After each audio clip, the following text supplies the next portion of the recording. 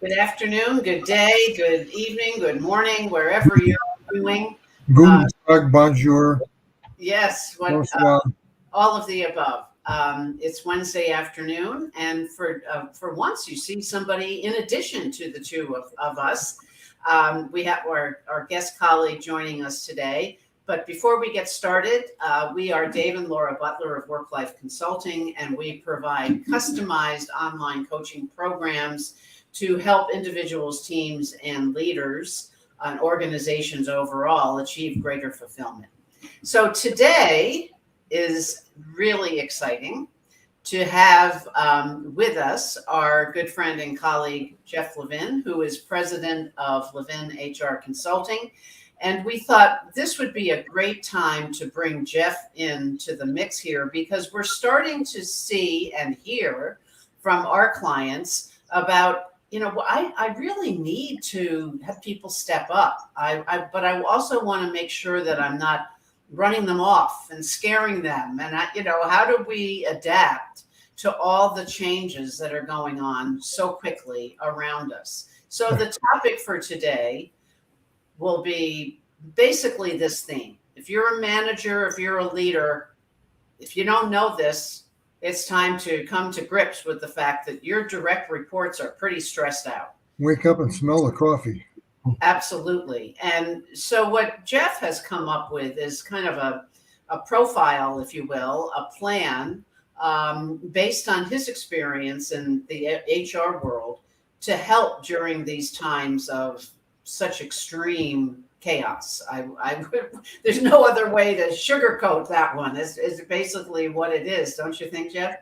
Yeah, it really is, and I have seen managers react to the stress at work, which is a normal reaction. The tendency is when you have your one-on-one meetings, there's a focus. Did the work get done? And almost the entire one-on-one meetings are about where's the deliverable? Did you get this in? Did that get done on time? But you miss an opportunity. Managers miss that opportunity to tap into what's going on with the employee. What are they feeling? Are they stressed? Because we know that you can't just push the pedal down 100% of the time. You have to give the employee an opportunity to say how they're doing. And you ask some basic questions. The other thing that happens is because we're so busy, we don't really put that connection, that engagement opportunity into a standard part of the meeting. So what I used to recommend to managers is you've got the meeting set up, carve out time, carve out a specific, even if it's 5 or 10 minutes, to have that engagement discussion. Simple questions like, what can I do to help you? Simple questions. One of the ones that really generates conversations is to ask them, if you could change one thing about your job, the week, your work, what would that one thing be? It gives you an insight into what's stressing the person. They may even say, well, it's not just the work, it's something else, but it starts the discussion. So prioritize it and make it part of the process, or you'll forget. Yeah, and what we know, all three of us, is that quite often these conversations happen in alignment with a performance review. So they're like once a year, twice a year at best. And no wonder people are stressed out and looking elsewhere if they don't have these conversations. So in the write-up today, I use the Gallup poll because I think that's still so relevant. Does somebody ask me about my development and how I'm doing? Or do they care about me? Those things that we think, well, we're grown-ups, we're in work now. We don't need to worry about that. Oh, yes, you do. Because if you don't worry about it, they become part of the Great Resignation. That's right. Yeah. Well, and I think this was another question, Jeff, that's I think is very key. Yeah, do employees know what's expected of them? There was a fascinating article in the Harvard Business Review where they did a survey and asked managers and employees, do you want to hear what the feedback is in terms of needing to improve in your performance? It was something like 60 to 70%. The majority of employees said, yes, I want to hear it. Ask the manager, direct correlation, 60 to 70% said, I don't like to give that kind of feedback. It's difficult. They think the Yeah. employees don't want to hear it, but the message is they want to hear it.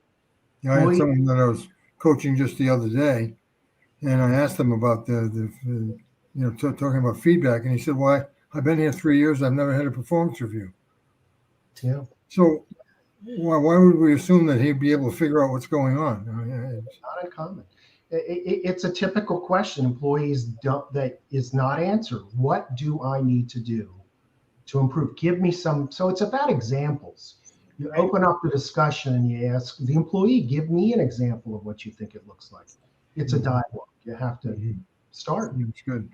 Absolutely. And I would love everybody who's listening, and even if you're listening to the recording, leave a comment. And how do you create clear expectations? Because I think this discussion goes both ways.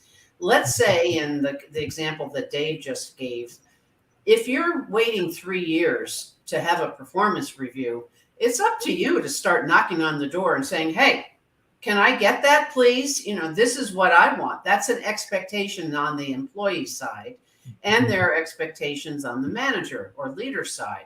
So the two have to be pretty clear about what they are. Yeah, I took him a little off guard when I said, "Well, did you ask?" Yeah. And what was the response? No. No, I didn't. Because we're still under that umbrella of I'm going to wait to be asked. I'm going to wait to be told. I raise my hand and I ask the question. And that's the way that can't work in the day that we're looking at now, moving ahead. And I think this is one of my favorites, Jeff. Yeah, include the team in creating a success profile. So success profiles are really, what does it look like for my role when it's done the right way? Or if you were going to say, I feel successful in the project, what does that look like? There's always, and Dave and Lori are both commenting on this, a disconnect. Yeah. The disconnect is understanding what it looks like. So if the manager were to dictate to the employee, you need to do this and do that, and then turn it around and get it back to me, the employee doesn't have an opportunity to say, well, how about if I do it this way? What do you think about that? It becomes so powerful when you get to hear from the employee how they see their role and what they think they should be doing. It back and forth. It builds the picture. You can easily, as a manager, then say, well, maybe if you did it a little bit differently, how about this? Oh, well, I didn't think of it. It's a conversation. Right. Very few people are going to listen to feedback if it's one way. And I love this that you put together, because who is this idea for? Here we go. Everybody who's there. But are you breathing? I love what you organized here. Yeah, it just works. I mean, it is about communication. It is about engagement, because we're not working with machines. I had a manager, with actually the head of the company, said to me she was very frustrated. All the problems that were occurring, we were having a management meeting and we were going through deliverables, and this didn't happen, that was a problem. And she said, I'm so frustrated. If it wasn't for the people, this job would be easy. I'm like, oh my goodness. So it's about talking. Yeah. People, you can't ask a robot, we're not all machines. You got to have those discussions and understand what the employee's perspective is. Has to be a two-way.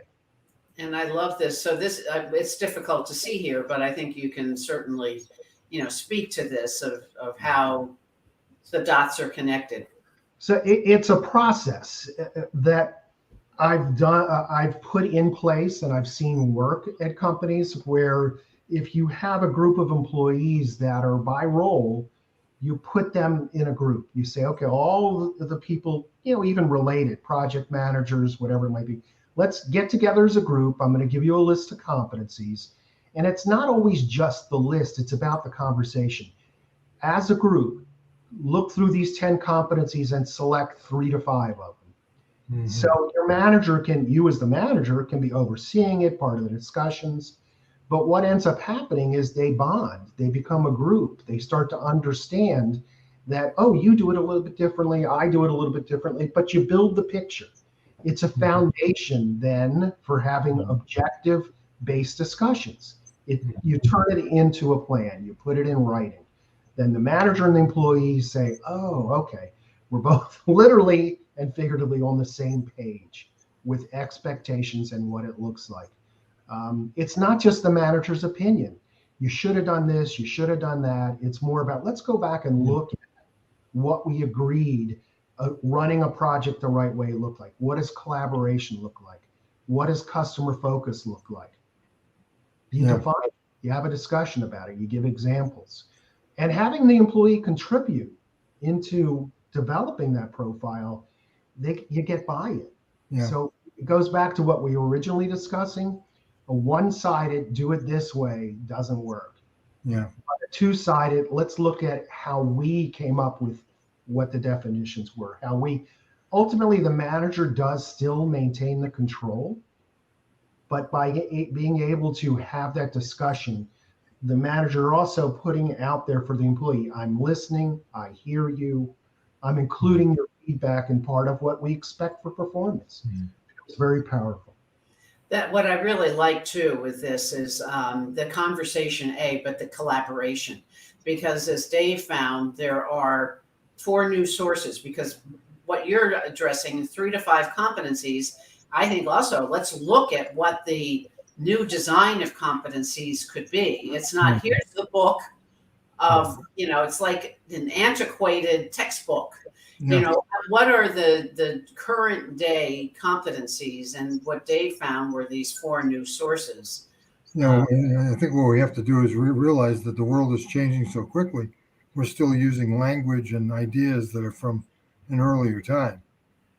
And so the first one was boosting talent. Yeah, it's one of the ones that I think is so interesting, because this is the leadership competencies: boosting talent, attracting, developing, enabling a diverse pool of talent.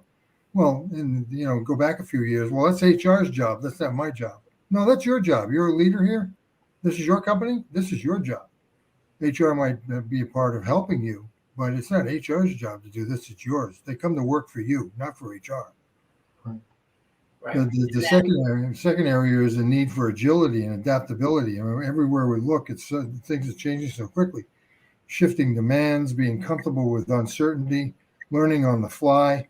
I mean, this is not something that has been there in the past.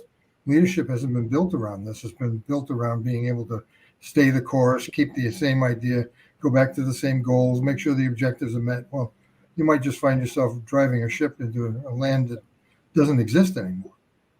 The third area is building collaborative networks. This is what you were talking about, Jeff, the collaboration. Networks inside of companies.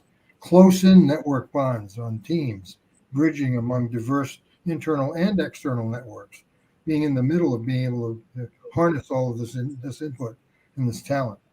And then lastly, one of the areas that is my favorite, just leveraging innovation. This is a core competency, I think, for leadership all over the place, seeing into the future and being able to create the new and the different, not using the same old. What's the old saying? You keep doing what you've always done, you'll keep getting what you always got. Well, good luck. It's time for us to shake things up and get moving in a new direction. Absolutely. So we are going to wrap up now. We're Dave and Laura Butler of Work-Life Consulting. We have our colleague Jeff Levin of Levin HR Consulting, right? HR. Right. We're all consultants. We're all consulting. We're all consulting, and we're happy to do it. And I think what I see too is the need for these conversations so that everybody can envision where we need to go and what the next step is. So, Jeff, any closing comments for today? Just really appreciate both of you including me in this conversation. I'm listening and I'm learning just from hearing both of you. And well, I think you've got a webinar coming up, don't you? Yes, actually, I do have a webinar coming up. It's about building a platform for organizations to be successful for their people, the success profiles. So be on the lookout for my webinar, which is coming up in early March. And I'll be posting information on LinkedIn and email, so you'll be able to see when it's going to be held. You can register. So I'm looking forward to it. I'll be there. Yeah, we'll be there. And thank you for joining us today. We're definitely going to have you back, because I think this conversation needs that perspective from the HR background along with the consulting background and merge the two. It's a collaboration. This is, I was going to say, this is a good example of good collaboration. Absolutely. So we are going to close with our dear friend Elliot Lewis. We have more friends out there that we're tapping into here. And his great song, "We're in It Together," just a few bars of it, because I think that's so important. That's what collaboration is all about. Thank you, Jeff. Thanks, Thank guys. you so much for joining us today. Certainly. Thank you.